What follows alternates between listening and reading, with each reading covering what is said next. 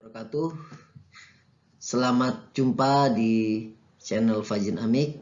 Dalam kesempatan kali ini kita akan mencoba mengkaji tentang materi pelajaran PPKN khususnya kelas 10 di semester 2, yaitu tentang integrasi nasional dalam bingkai Bhinneka Tunggal Ika. Seperti yang sudah diketahui, sebelumnya kita sudah mempelajari integrasi nasional dalam bingkai Bhinneka Tunggal Ika pada part 1. Sekarang kita pada part 2. Ini masuk ke dalam bab 5 tentang integrasi nasional dalam bingkai Bhinneka Tunggal Ika. Adapun yang menjadi tujuan pembelajaran kali ini, yang pertama mensyukuri nilai-nilai yang membentuk komitmen integrasi nasional dalam bingkai Bhinneka Tunggal Ika sebagai wujud syukur kepada Tuhan Yang Maha Esa. Kedua, menunjukkan sikap kerjasama dalam rangka mewujudkan komitmen integrasi nasional dalam bingkai Bhinneka Tunggal Ika. Yang ketiga, mengidentifikasi faktor-faktor pembentuk integrasi nasional dalam bingkai Bhinneka Tunggal Ika. Yang keempat, mendemonstrasikan faktor-faktor pembentuk integrasi nasional dalam bingkai Bhinneka Tunggal Ika.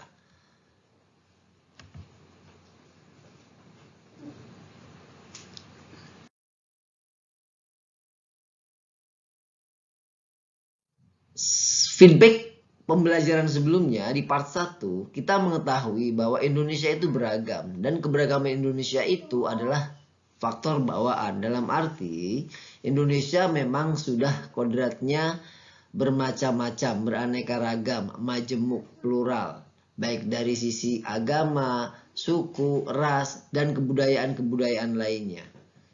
Fakta bahwa negeri kita ini dihuni oleh bangsa yang sangat heterogen, multi suku, keyakinan agama, ras, dan golongan.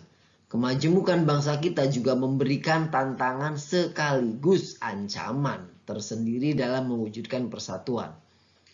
Masalah integrasi nasional Indonesia sampai saat ini juga belum tuntas. Artinya masih banyak PR yang harus dibereskan. Kenyataannya kita bisa menyaksikan bahwa konflik masih tetap ada di antara sesama warga bangsa, tidak dapat dihilangkan sama sekali. Buktinya seperti itu. Nah, akan tetapi dalam hal ini disinilah dibutuhkan pembinaan integrasi nasional yang harus terus dilakukan oleh siapa? Oleh kita semua. Dalam pembelajaran kali ini, tantangan dalam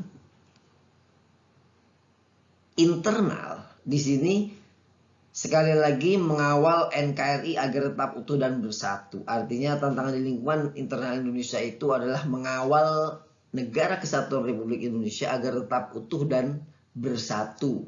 Ya. Di sisi lain, ancaman terhadap kedaulatan masih berpotensi, terutama yang berbentuk konflik perbatasan, pelanggaran wilayah, gangguan keamanan maritim dan dirgantara, adanya gangguan keamanan di wilayah perbatasan yang berupa pelintas batas secara ilegal, ya macam-macam, kegiatan penyelundupan senjata, apalagi kemudian bahan peledak, separatisme, pengawasan pulau-pulau kecil terluar, ancaman terorisme dalam negeri dan sebagainya. Itu ancaman internal ya. Lalu apa saja ancaman eksternal? Nah, ancaman eksternal ini banyak sekali ya, banyak sekali.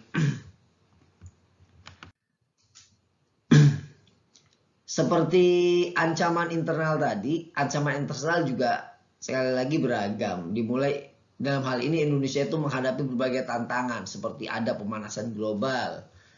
Ya, ada pemanasan global, kemudian ada terorisme global, ada dinamika lingkungan strategis kawasan Asia Pasifik, dan ada juga masalah perbatasan antar negara. Nah, mencermati tentang masalah perbatasan antar negara ini sering sekali konflik terjadi ya. Seperti Indonesia dengan Malaysia sendiri, negara tetangga, tetap ada konflik-konflik kecil, bisa dibilang konflik kecil, karena memang pada akhirnya kita tetap bersahabat. Seperti pulau-pulau terluar yang bersengketa Indonesia dengan Malaysia yang diselesaikan di Mahkamah Internasional. Dulu kita ada yang namanya Pulau Ambalat, ada Pulau Sipadan, ada Pulau Ligitan ya. Itu menjaga keutuhan negara kesatuan Republik Indonesia. Tantangannya di sana gitu ya. Secara eksternal seperti itu. Kemudian selain tantangan internal dan eksternal tadi,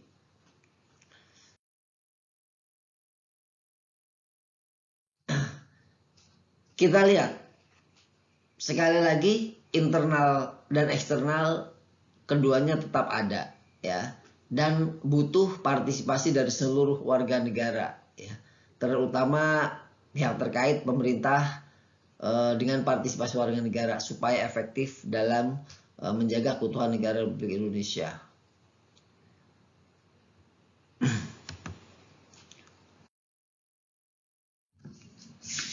Nah, setelah memahami penjelasan yang tadi coba diungkapkan atau dipaparkan, silahkan untuk mengasah kemampuan kalian. Coba carilah contoh-contoh menjaga keutuhan NKRI baik secara internal maupun eksternal dari berbagai sumber, bisa internet, bisa yang lain-lainnya. Silahkan ya. Ada di sini ada internal, ada eksternal. Silahkan kalian isi nanti di sini semua minimal 5 macam ya, untuk melatih pengetahuan kita semua tentang pemahaman materi yang tadi.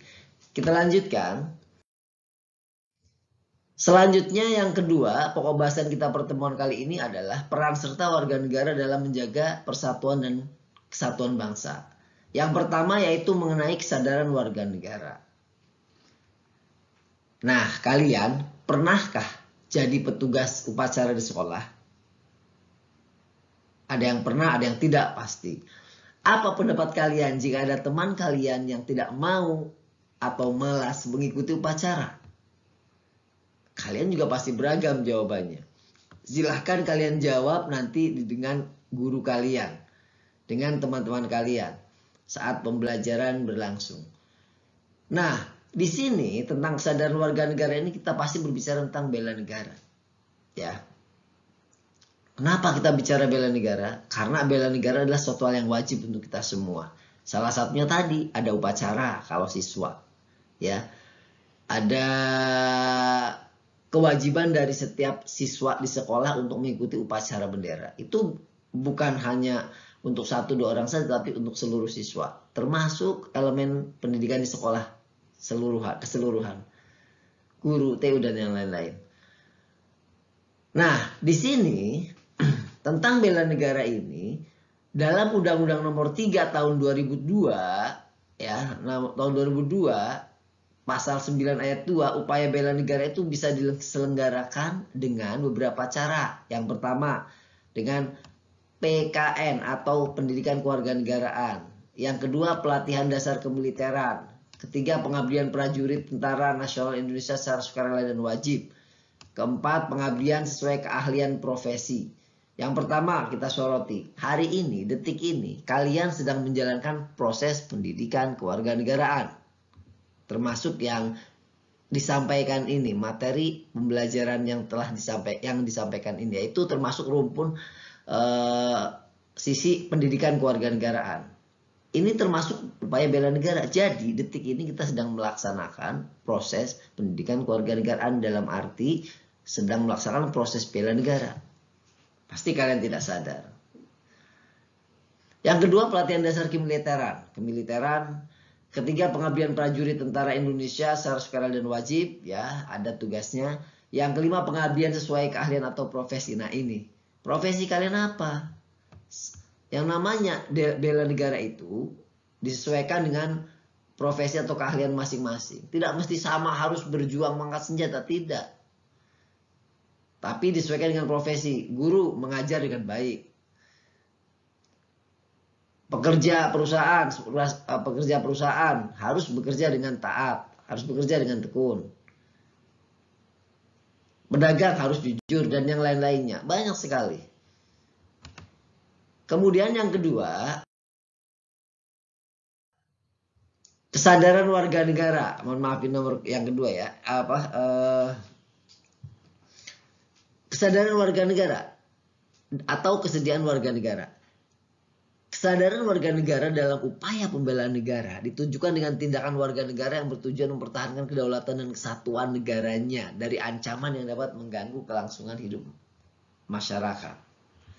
Ya, di gambar ini menunjukkan bahwa ada kesadaran warga negara untuk berpartisipasi dalam kehidupan bernegara, yaitu dalam hal ini melaksanakan ataupun melestarikan kebudayaan yang ada di Indonesia. Ini salah satu contoh yang telah dilaksanakan di SMAN 1 Keramat Watu, ya, bentuk kesadaran warga negara dalam melaksanakan atau melestarikan kebudayaan. Selanjutnya, yang kedua, bela negara dan hakikatnya. Ya, bela negara dan hakikatnya. Bela negara dan hakikatnya ini, bangsa Indonesia itu kan bangsa yang besar. Karenanya bangsa Indonesia berhak dan wajib membela serta mempertahankan kemerdekaan dan kedaulatan negara, keutuhan wilayah dan keselamatan segenap bangsa dari berbagai ancaman. Pada hakikatnya semua warga negara wajib membela negaranya. Itu dijamin oleh undang-undang. Ya, pasal 30. Undang-Undang Dasar 1945 sebagai Konstitusi Negara Republik Indonesia. Yang ketiga, dasar hukum bela negara. Dalam upaya bela negara terdapat beberapa dasar hukum tentang kewajiban bela negara. Untuk mengetahui saja, pertama TAP MPR nomor 6 tahun 73. Kedua, Undang-Undang nomor 29 tahun 1954. Ya. Ketiga, Undang-Undang nomor 20 tahun 82. Kemudian yang keempat, TAP MPR nomor 6 tahun 2000. Kemudian ada TAP MPR nomor 7 tahun 2000 tentang peranan TNI dan Polri. Yang ke 1, 2, 3, 4, 5, 6. Yang keenam tentang amandemen Undang-Undang Dasar Negara Republik Indonesia tahun 1945 pasal 30 ayat 1 dan 2. Yang terakhir ada Undang-Undang nomor 3 tahun 2002 tentang pertahanan negara. Ini ya. Ini dasar hukum bela negara. Yang keempat, kesadaran warga negara. Tadi sudah kita bahas ya. Ya, yang terakhir, peran serta warga negara dalam menjaga persatuan dan kesatuan bangsa ini. Ada bela negara sebagai bagian dari pertahanan negara. Jelas, kesadaran dan kemampuan bela negara itu dibutuhkan. Untuk apa? Untuk terbangunnya sistem pertahanan negara yang bersifat semesta, baik dalam menghadapi ancaman militer, non-militer maupun hibrid, ya. Apa saja sih ancaman dari luar? Banyak. Ancaman dari luar ini contohnya ini, ada pelanggaran wilayah oleh negara lain, ada agresi, ada spionase, ada sabotase, ada aksi teror dari jaringan internasional. Ancaman dari dalam apa saja? Banyak juga. Pemberontakan bersenjata, konflik horizontal, aksi teror, sabotase, aksi kekerasan berbau sara, gerakan separatis, dan perusahaan lingkungan. Itu termasuk dalam ancaman dari dalam. Karenanya kita harus menangkisnya. Ya, itu saja dari saya. Semoga bermanfaat tentang integrasi nasional part 2 ini. Kurang lebihnya mohon maaf. Billahi taufiq wal hidayah. Wassalamualaikum warahmatullahi wabarakatuh.